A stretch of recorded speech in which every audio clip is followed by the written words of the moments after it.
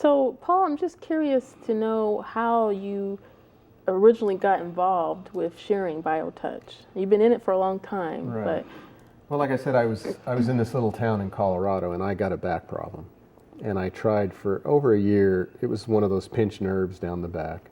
And I tried for a year to get rid of it myself. And I had pretty much given up on medical profession and chiropractors and any kind of healers, so to speak. But the whole town was talking about this man who was doing healing work. And one day I was on the way to the dump and drove to this guy's house. He didn't have a phone.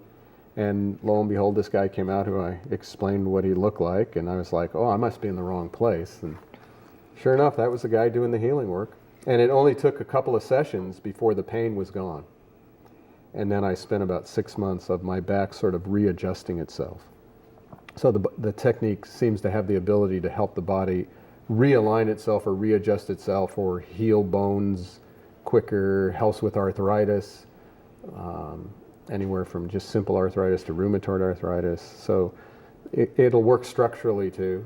It'll work with symptoms of disease. And so I sat there and I listened to people giving me stories from a very conservative community. And they had stories of giving up their oxygen tanks after one session and forgetting their crutches when they came out. It was sort of spooky in a sense. And then one old timer said Norman and Carol brought love to the Mancos Valley. And I realized, here was something I could live my life doing, was a technique that in a sense brought people a sense of caring and an application of what we call the golden rule, love the neighbor. And it was all done through touch. It was no words. And the boon, the icing on the cake, is bodies seem to get better. So that was 20 years ago when I met Norman, and I've just been doing it ever since.